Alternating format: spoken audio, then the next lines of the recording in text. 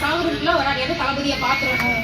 அது நடக்கலை அப்படின்னா, ஒருவேளை எனக்கு ஏதாச்சும் ஆயிடுச்சு இல்லை இயற்கையாகவே நான் வந்துட்டு இறந்துட்டேன் அப்படின்னா, என்னோட வீட்டில் குடும்பத்திட்ட நான் சொன்னது என்னது அப்படின்னா, என்னை யாரும் எரிச்சிடக்கூடாது, என்னை புதைக்கணும், என்னோட புள்ளில தளபதியோட போட்டோ போட்டு தான் போடணும். இதை நான் சொல்லி வச்சிருக்கேன். ஏன்னா எங்க குடும்பத்தில் இருக்கிறவங்க மறந்துட்டா கூட நான் என்ன முடிவு பண்ணேன்னா, எப்பவுமே தளபதி என் கூட இருக்கணும், நான் தனியா கிடையாது அப்படிங்கிறதுனால அவரோட பேரை என்னோட கையில நான் பச்சு அவங்க அரசியலுக்கு வர்றதுக்கு முன்னாடியே நான் பச்சை குத்தி இப்போ 3 வருஷம் ஆகுது. அதுக்கப்புறமா தான் அவங்க அரசியலுக்கே வந்தாங்க. அது நான் அவங்கள பார்க்குறேன்னா பார்க்கலையோ அது எப்படின்னு எனக்கு தெரியல. இருந்தாலும் நான் சாகுற வரைக்கும் இதை யாரும் என்கிட்ட பிரிக்க முடியாதுல்ல, யாராலையும் அழிக்க முடியாது. இது எப்போ மாறவும் செய்யாது. நான் செத்து போனாலுமே இது என்னோடய தான் இருக்கு. நான் அவரை பார்த்துவேனா அப்படின்னு ஒரு ஏக்கத்தில் இருக்கிறப்போ எதாச்சும் வேலைக்கு போயிட்டு வீட்டுக்கு போயிட்டு இருந்தேன். அப்போ ஒரு 4 பேர் எங்க தெருவில் வந்துருந்தாங்க. இன்னும் என்னமோ யாரும் பேப்பர் கொடுத்துட்டு வராங்களே அப்படிங்கிற மாதிரி நான் பார்த்துருக்கேன். அப்புறம் தான் இந்த விஷயம் அவங்க தமிழக வெற்றி கழகத்துல இருந்து வந்திருந்தாங்க அப்படின்னு சொல்லிட்டு, சிஸ்டர் இந்த மாதிரி உங்க பேர் என்ன அப்படின்னு சொல்லி கேட்டாங்க. நான் தளபதி விஜயா, அவருக்காக நான் என்னன்னாலும் பண்ணுவேன் சொல்லுங்க அப்படின்னு.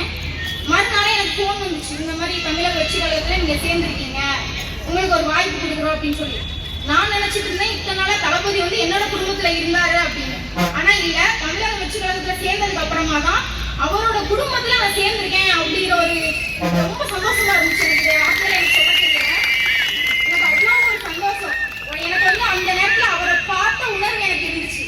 இது தளபதியை பிடிச்சவங்களுக்கும் அவங்கள பத்தி புரிஞ்சவங்களுக்கு மட்டும் இதோட உணர்வு எப்படி இருக்குன்னு தெரியும், மற்றவங்களுக்கெல்லாம் தெரியாது. இந்த காதல அந்த காதல நம்ம விட்டுறணும். தளபதி அவர்கள் சொன்னது போல் நதி மேல எத்தனை பேர் கல்ல இருந்தாலும் சரி, பாறையே உருட்டி விட்டாலும் சரி, அதை தாண்டி நதி ஓடிட்டே இருக்கும். அந்த மாதிரி தான் நம்மளும் போனோம். எங்க வீட்டுல என்னோட கணவர், என்னோட அப்பா அம்மா, என்னோட சொந்தக்காரங்க எப்படி எனக்கு சப்போர்ட் பண்றாங்களோ அதே மாதிரி உங்க வீட்டுல இருக்கிற பெண்களுக்கும் நீங்களும் உங்களோட சப்போர்ட் கொடுங்க. மதுரை மாநாட்டுக்கு போயிருந்தோம். ஐயோ அவரை நமக்கு பார்க்க முடியாதே அப்படின்ட்டு. அப்புறம் தான் தளபதி ஒரு ரேம்ப்ல வந்தாங்க. எனக்கு அவ்வளோ ஒரு சந்தோஷம். வர்றாங்க அப்படின்னு சொல்லுவோமே, பக்கத்துல இருந்தவங்க எல்லாம் யாருமே தெரியல. பாப்பா பெஞ்ச் மேல ஏறி நான் உங்களை தூக்கி காட்டுறேன்னு சொல்லிட்டு 2 பக்கம் கையை பிடிச்சி மேல ஏறி தூக்கி காட்டினாங்க. அவ்வளோ பாதுகாப்பு கொடுத்தாங்க. அவங்களோட சுண்டு விரல் கூட எங்க மேல படல, அவ்வளோ அழகா பார்த்துக்கிட்டாங்க. நம்ம கூட பிறந்த அண்ணன் தம்பி அப்பா அம்மா அவங்க கூட எவ்வளவு பாதுகாப்பா நம்ம போவோமோ அதே மாதிரி தளபதியோட தொண்டர்களை நம்பி நம்ம வெளியில போவோம். அவ்வளவு பாதுகாப்பா நம்மளை கூட்டிட்டு போயிட்டு அவ்வளவு பாதுகாப்பா நம்மளை கூட்டிட்டு வருவாங்க. இதை நான் 100% நான் உண்மையை சொல்றேன். ஏன்னா அன்னைக்கு அப்படி பார்த்துக்கிட்டாங்க. சாப்பாடுல இருந்து தண்ணி வரைக்கும் கேட்டு கேட்டு கொடுக்குறாங்க. அக்கா தண்ணி குடிங்க, அக்கா இதுல உட்காருங்க, இதை பாதுகாப்பு கொடுப்பாங்க. அது இப்பவே நமக்கு கிடைக்குது. மத்தாட்சியெல்லாம் அது கிடைக்கல. நான் உண்மையை சொல்லுவேன். எங்க வீட்டுல ரேஷன் கடைக்கு போயிருந்தேன். அரிசியெல்லாம் வாங்கிட்டு இருக்கிறப்போ அவங்க கிட்ட நான் கேட்டேன், இந்த மாதிரி விஜய் ஒரு பேர் சேர்க்கணும் ரேஷன் கார்டுலான்னு கேட்டேன். யாருமா விஜய் அப்படின்னு கேட்டாங்க. யாரா இருந்தா உங்களுக்கு என்ன எக்ஸ்ட்ரா ஒரு ஆள் சேர்க்கணும், சேர்க்கலாமா அப்படின்னு நான் கேட்டேங்க. ஆதார் கார்டு கொடுங்க சேர்க்கலாங்க. நான் அப்படியே வீட்டுக்கு வந்துட்டேன். ஏன் வந்துட்டேன்னா, தளபதி அவரோட ஆதார் கார்டு நம்பர் எனக்கு தெரியாது. அது இருந்தால ரேஷன் கார்டுல சேர்ப்பேன்னு சொல்லிட்டாங்க. நான் என்ன பண்ண முடியும்? யாரும் சேர்த்துக்கிறேன்.